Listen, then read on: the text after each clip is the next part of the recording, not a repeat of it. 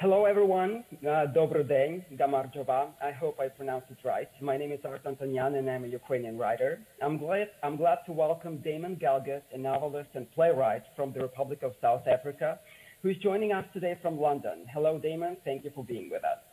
Hi. Glad to be here. Glad to be chatting to you. Last year, Damon got the Booker Prize for his novel, The Promise. Damon Galgut is the third South African writer to win the prize. The family saga is set against the backdrop of South Africa's political transition. This novel tells the story of the white family, the Swart family, who once promised their longtime servant, a black woman, a house and a land of her own. The family consists of 5 members, as they are called in the novel Ma, Pa, Anton, Astrid, and Amor. So the mother of the family dies, and before dying, after a long illness, she asks her husband to give Salome, that's the servant, a house. But somehow, after her death, Pa forgets about his promise and doesn't want to keep it.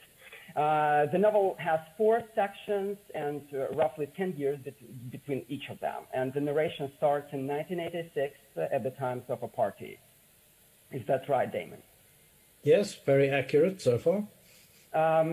So before we start speaking about the book, I would like to ask you several personal general questions about you and about South Africa. When and from which country did your ancestors, your family, come to South Africa?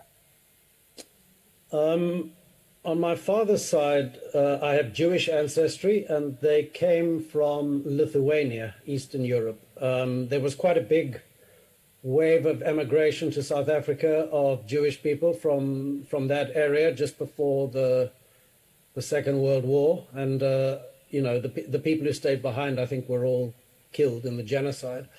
On my mother's side, the lineage goes back to England, but I think her father had ancestors from Scandinavia. It's a little bit unclear. Not up to speed on the family tree, and not all the knowledge is actually preserved or written down. But yeah, those are the roots of my family. So you were born in South Africa already, right? Yes, in Pretoria. What was it like to grow up in a country with a racial segregation? What would a little boy, you, Damon, think about the state of people of color in the country? And what did the boy see around him? Maybe you have a vivid story as an example. It's a very big question because you're really talking about history. You're born at a particular moment in history, and what you see around you appears to be normal, even if it isn't. I guess it took a while for the fact of racial segregation to dawn on me. Every white family in South Africa has at least one black servant working for them, and that was true of my family too. I grew up with a black woman who was called Salome, in fact, as my nanny, and she was my first encounter with black South Africans, and I absolutely loved her, and she loved me. It was a very close bond. They often are those kinds of connections. But it took some time, I guess, for me to see the larger society and to become aware that there were rules that separated one group from another, that black people were not allowed into so-called white areas after dark, and not without a pass book that gave them permission to be there. I saw various incidents where people who didn't have a pass book or the correct documentation were chased down by police and arrested and dragged away. I remember going with my father once to pick up a black man who worked for my grandfather because he'd been in prison overnight for not having his pass book in correct order. So there were small incidents, I guess, that slowly encroached on my consciousness and then built up into the overall impression that the system we were living with was very severe and very unjust. But the sense of injustice took a long time to arrive, because the message you get from everyone around you is this is normal, this is necessary, this is the way we have to live. And I wasn't aware, obviously, as a child, that the rest of the world was very much opposed to apartheid to the point of boycotting us. I mean, that was an understanding that came much later. If you compare South Africa in the 90s of the previous century, and I specifically mean 1994 and nowadays, what is the progress in fighting injustice? Is it only a shadow remaining from apartheid now, or is apartheid still almost fully in action? And how much more time is needed for the society to fully recover and declare victory? Again, a very big question. Look, a great deal has changed in South Africa. It would be misleading to say that wasn't the case. I mean, if just on a day-to-day level, it used to be law that black people and white people could not enter a building through the same entrance, for example. There would be separate doors. We could not sit on the same bench in a park. You were not allowed to have a relationship across the color line. You would not be able to have friends. I would not be able to have black friends to my home for a meal or whatever without attracting the attention of the security police. So on that very immediate physical level, everything has changed. I mean, all those laws have gone, and you know, there's no more of that kind of prioritizing of one race over another, or of separating races from each other. But on a much deeper level, I think it's true to say South Africa has failed to transform. I speak largely about the economic level, because really I think political power was handed over in South Africa, but economic power was not. I mean, there is, of course, now a quite large black middle class, larger than the white middle class. That was not the case before either. But by and large, the gap between rich and poor has got bigger. I think it's the biggest in the world right now. And it's true to say that most of the rich are white and most of the poor are black. And that was the situation under apartheid. And if anything, it's got worse. So you could say that, you know, things have changed in a superficial way, but on far more meaningful levels under the surface, they have failed to transform completely. And I mean, failed completely to transform. Let me rephrase that. But you asked me how many years it would take, you know, for victory to be declared. Well, that's impossible to answer, because we should by now have transformed far more fundamentally. That's a failure, in my eyes at least, on the part of government. We have had nearly 30 years of democracy, 30 years of opportunity to make these changes. But there's been very little vision and very little will to make sure that's happened. I mean, I think it's common knowledge that, you know, corruption has basically hollowed out the South African state. Money that should have been used to house people, educate people, has instead been stolen. But of course, behind all that, there remains the fact that there is no plan for radical transformation. There's not one party, not one single politician who has a plan that I would believe in. In fact, I'll tell you frankly, I have not voted in the last two South African elections, because there's no party that represents my interests, or any kind of serious, shows any kind of serious intention to get to grips with the problems we face. So can you vote against all the parties who take part in the elections? Don't you afraid that your voices will be taken and maybe manipulated, you know, to support some parties to go to power? Or you don't have that kind of corruption? No, I don't. No, I don't think our voting system has been corrupted. I think the votes are by and large a fair reflection of how people vote. But yes, I mean, I could spoil my vote, and in fact, that's probably the responsible thing to do as a minor act of protest. But it's also a message to the government, you know, writing maybe some phrase from your novel, which tells it all. You know, very symbolic. Yeah, you may be right, but I think our government is especially impervious to messages, I'm afraid. Okay, they should read books. I'm sure, as any other government of any other country. So you live in the country, of course, you know what's going on there, and you see all the details. You see everything what's going on. That's why you're saying that the country failed to transform. But if a tourist comes to the country, will he or she notice that something is wrong, and what exactly? Like just simple, I don't know, something will ring the bell. Something is going on here. Something is still not right. Well, I can tell you that if you arrive at the airport in South Africa and you drive into the center of Cape Town, you're going to drive for the first 10 minutes through areas that were designated by the apartheid government for black people, and that you will see shacks and appalling conditions on either side of the highway. Those conditions improve as you get closer to the city, and you will then see what looks like a normally functioning modern city, occupied mostly by white people. So yes, on the most immediate and obvious level, you will see apartheid in action. I had an American friend visiting some years ago, and we'd gone to a few restaurants during her visit, and she pointed out to me, I mean, it's a reflection on my own myopia, I guess. She pointed out to me that almost all the patrons at the restaurant were white and all the wait staff were black, which is exactly how, the racial divisions of the past used to work. Now, I don't think that's quite as evident up north in Johannesburg, which is a far more integrated city. If you go out to eat or, enjoy some nightlife, the crowd is much more mixed racially.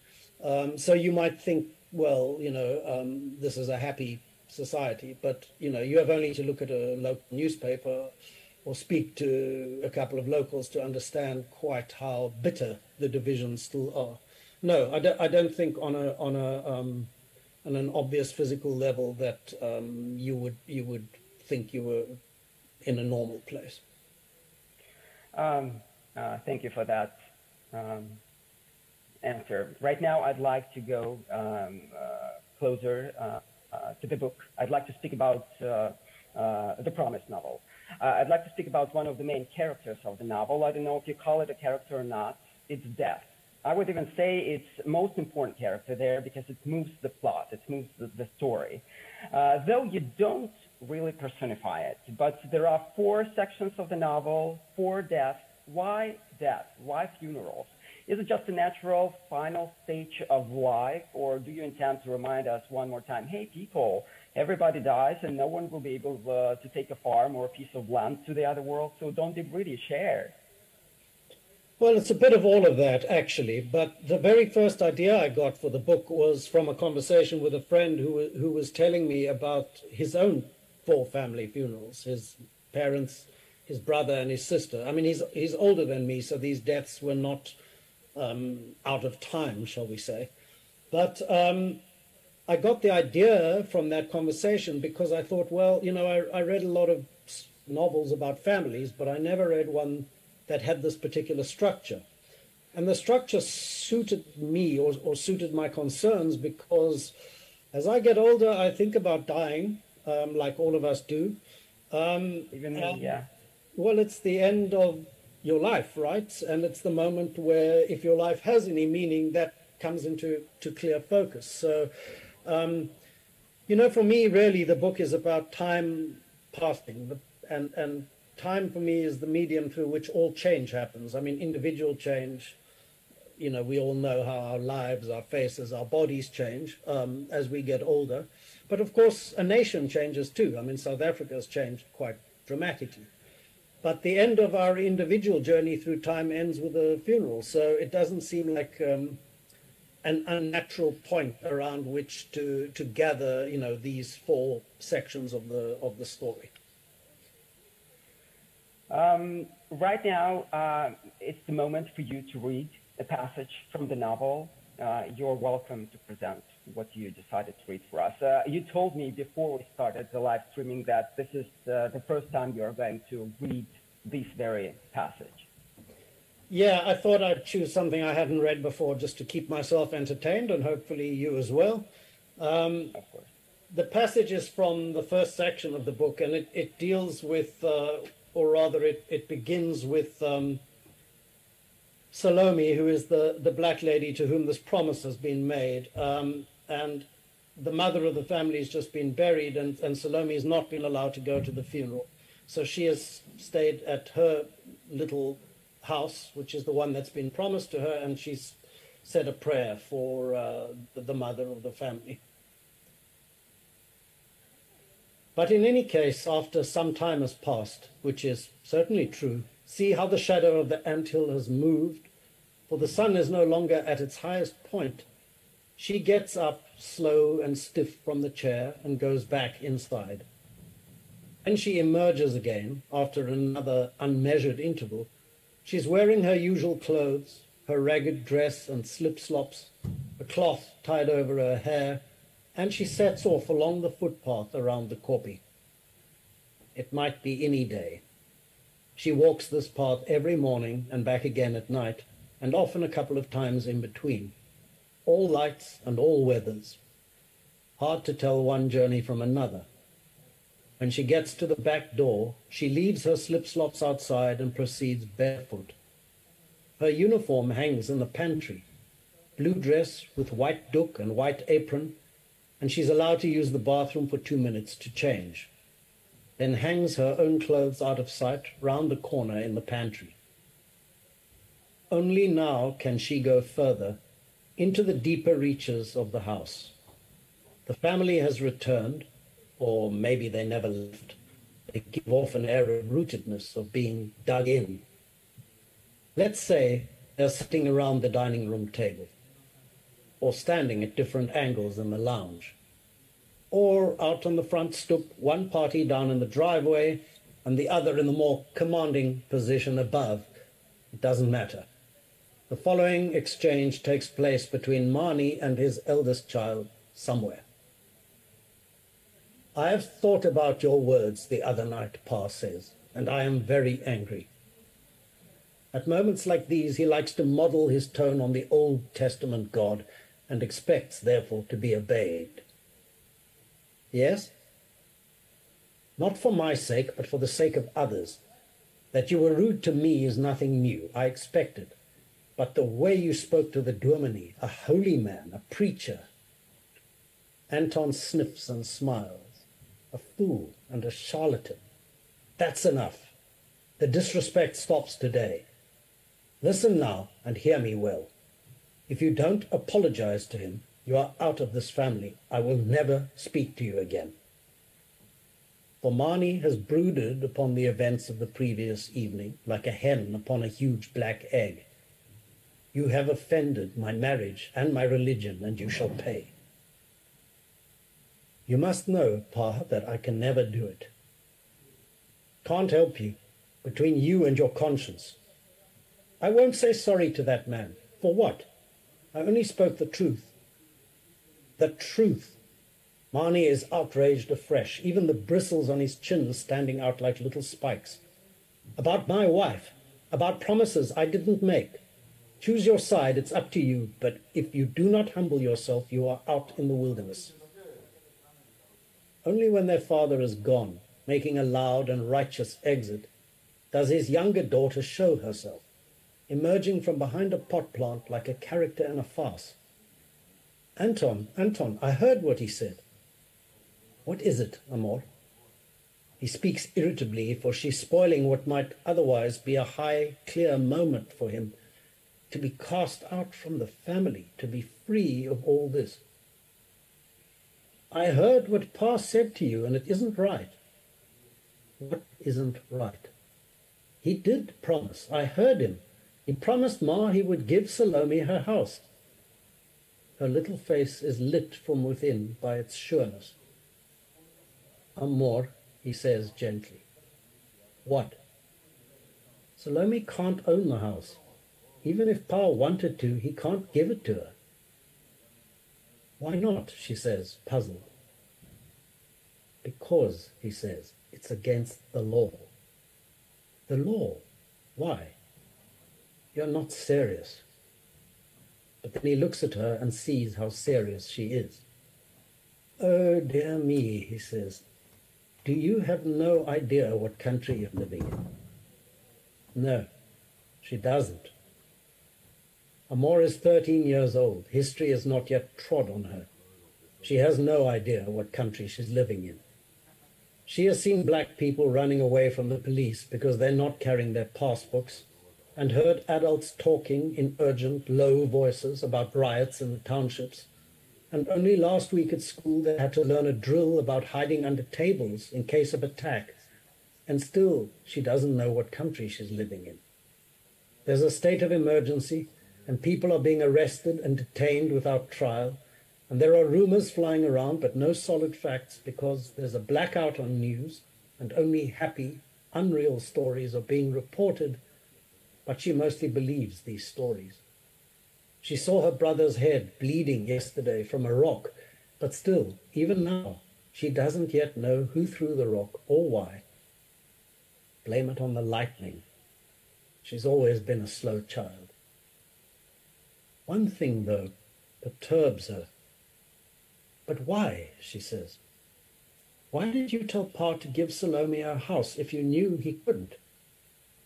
He shrugs. "Because," he says, "I felt like it." And it's exactly then, in the tiniest way, without even knowing it herself, that she begins to understand what country she's living in. So I'll leave it there. Brilliant, brilliant. Thank you so much for reading this passage. When I was reading the novel, I had a constant feeling that scenes are like still art paintings, still life. Not only because death is there, literally x-raying the characters and their actions, but also due to rather detailed descriptions. Every phrase is like a stroke of a brush.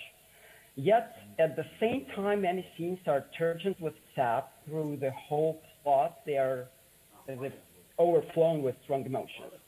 What's your secret, apart from literary talent to describe, of course? Did you have to maybe study more human nature before writing this novel, or maybe consult a specialist like a psychologist on how people feel and act in this or that situation? No, I didn't do any extra consultation. It's interesting you use the analogy of painting, because it felt to me, I voiced this to a writer friend while I was busy, it felt to me like I was painting more than writing, and I couldn't explain to him what I meant, and I'm not sure I can explain it now. It felt in this case that working with language was like laying down textures rather than the kind of linear flow that's a plot-driven novel. This is a far more language-driven story, and the language is, of course, what evokes each particular scene or moment. But, all of this is very, very close under the skin for me, because, the novel covers about 40 years in total, but these are the 40 years of my adult life. I mean, the years from when I became, when I grew up, left home, and began to live my own life independently, and think independently and feel independently of my family. So there was not any research required, really, although none of this is based directly on my family or anyone else. All of it is made from fragments of memory, of impressions from my childhood, from, and my adult years too. These are all people I've seen, or, assemblies of pieces of people I've seen and incidents I've lived through. There's no special research required. It's your personal experience, and observations, and I quite understand that. Of course, it's pretty obvious. But what about bodies? And one thing is to describe bodies who get older, because we're also human beings. We have our own bodies. We notice what's going on with us. But what about dead bodies? Some of the descriptions during the funerals made me think that probably you consulted some specialist, or I don't know, your friends working in the morgue or something. How did you know all those details? Well, I don't, is the truth. I mean, of course, one one has to check on certain things. But a lot of those little details that you might be referring to actually were brought up by the particular friend I mentioned, who was telling me about his own 4 family funerals. For example, the undertaker, who's dressing a body at some point. This was a scene he himself witnessed. And, you know, he's a very funny guy, this friend of mine, and he's a theater director. So he tends to notice the kinds of details that other people maybe wouldn't, which reveal the character of the people taking part in the scene. But like any novelist, you know, if you don't really know the facts, you research them. But the essential part of the scene is not the facts. It's how your imagination makes the facts stand up. So really, I'm not doing anything different to what I normally do in writing a novel, and that's trying to understand the parameters of a scene and then inhabiting it imaginatively and trying to make it live, you know. Yeah, it was very vivid. I could even feel that time also attending the funeral. So it's really, really bright. Now about the family, the Swart family. What was missing in the Swart family that they seem never to be really together except for the funerals? How did it happen that the land was almost the only thing that more or less united them? Well, it's true they're a very dysfunctional family, but that's not that unusual, really. I mean, not every family is a happy family, and, you know, as Tolstoy said, happy families are all alike in the same way. Unhappy families are all unhappy in their own particular way. So I guess they're dysfunctional in the way that a lot of families that I remember from my childhood were. And I mean, that includes my own. Our family was not a very harmonious one. There was a lot of internal conflict and tension. But, you know, I think that's true for quite a lot of South African families of that period, and maybe still now. If there's a sort of a national tension, it tends to get reflected on the family level too, I think. And especially if families lack love, I think what happens is the siblings begin to compete for what little attention or love there might be available, and that tends to create fractures and divisions. But on a much simpler level, you know, it's far more interesting to write about groups of people who are tense and at odds than it is to write about a harmonious group. Harmony tends to be boring from a literary perspective. Conflict is always... Of course, we need conflict all the time. Yeah, that's what keeps you reading, right? If you have a conflict, the implicit promise is that the conflict will be resolved, and what's holding your attention is how that happens. So yeah, it's a basic literary principle, I think. Salome, the black servant of the Swart family, is almost silent in the novel, just a few phrases coming out of her mouth. I can imagine that in the past, even if indigenous people would say something, on the country scale, I mean, on a national level, no one or almost no one wanted to hear them. Did you intentionally silence Salome? Is the voice of native people still not heard in South Africa, or maybe not enough heard in South Africa?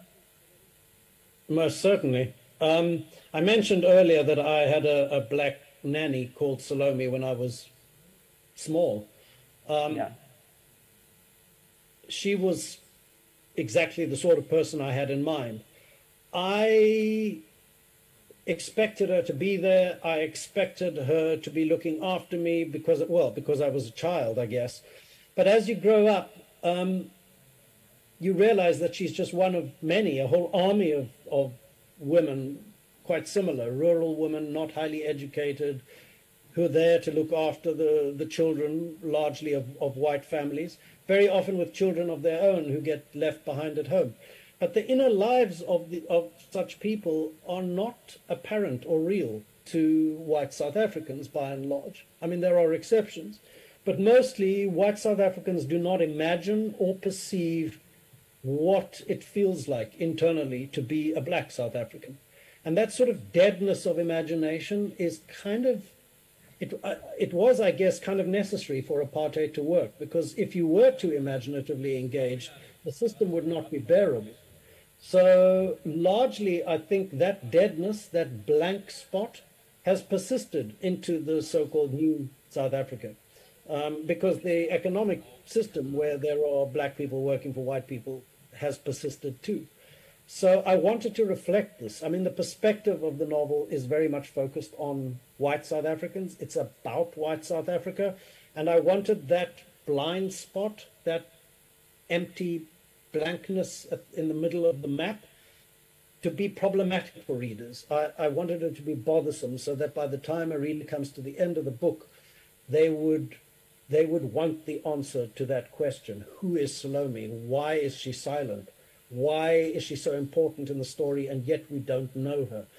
My hope is that the reader will carry that problem beyond the cover of the book when they're finished reading it, and perhaps in some way their preoccupation with it will help them to find a solution in the real world. One of the most dramatic parts in the novel, personally for me, it's when Amor, so to say, speaks to her brother by reading his unfinished novel. You know, it's a very touching moment because they were never really close. She was hiding from her family, so Anton never got to know her as an adult.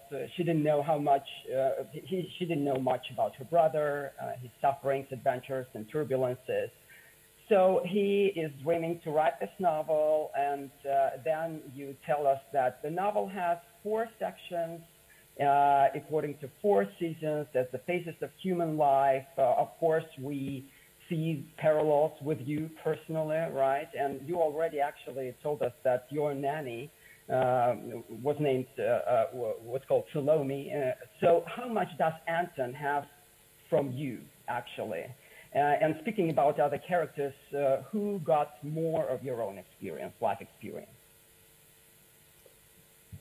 You know, you can't really create a realistic character without drawing on some aspect of yourself. So, I mean, it would be fair to say that every character of substance in the book reflects, to some extent, an aspect of me. I mean, maybe exaggerated to an effective degree, but still, you're pulling these emotional shapes out of your own nature. Otherwise, you can't make them live.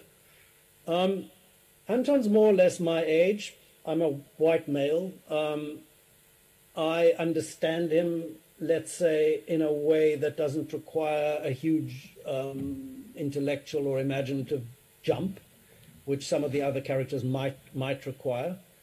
And I had a lot of fun's not the right word, but I was very engrossed in the creation of Anton. He's very self-aware, intelligent, but very much in conflict with himself, and a very interesting character to work with.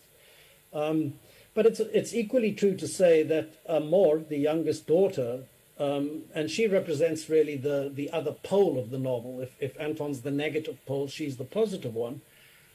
She's also an aspect of myself, let's say the better part of my nature. The part of my nature that would like to do the right thing, that doesn't want to be powerful or privileged in a society where power and privilege go with being white, but is trying to find a way out of that particular labyrinth, and not really able to, except in small gestures, maybe, of renunciation. So, yeah, I mean, I've given a certain metaphorical shape to what is also a very personal memory of mine. I mean, when I was 6 years old, I was very ill as a child. I got a kind of lymphoma, which kept me in hospital for a long time, and really shaped my consciousness. I mean, 6 is a very young age to be dealing with a calamity. So I gave something similar to Amor in the form of being struck by lightning at the age of 6. When she's sitting on this little hill, and that lightning strike has very clearly affected her personality. You know, she is the one person in the family who wants to do the moral thing and give Salome her house. but this moral impulse is perceived by other people in the family as being strange, odd, and part of the oddness of her after being struck by lightning. So, I mean, these are all aspects of character that go very deep and which I can relate back to my own life. But you could pick out almost any character, and it's either a memory of someone I knew or some aspect of them, or it's some part of myself which I've kind of worked up into a shape with definition and outline. At least I hope. You've just said that Amor is the brighter part of you. Is that because that's why she's called Amor? I mean, is it a coincidence? Because it sounds Amor, love, from Spanish, from Italian.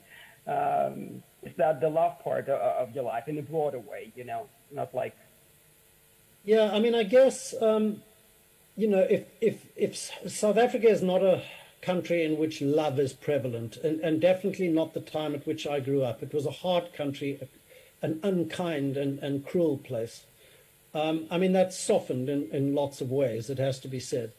But yes, I mean, I'm consciously given her the name Amor because I'm suggesting she is the impulse towards love, or certainly towards kindness in the book. But it's also a fairly common Afrikaans name in South Africa.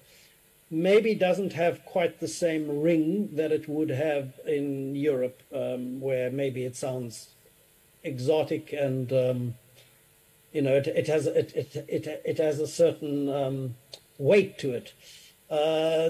In South Africa, perhaps to the South African ear, it has a little bit of an ironic sound and maybe a little bit of a common edge to it.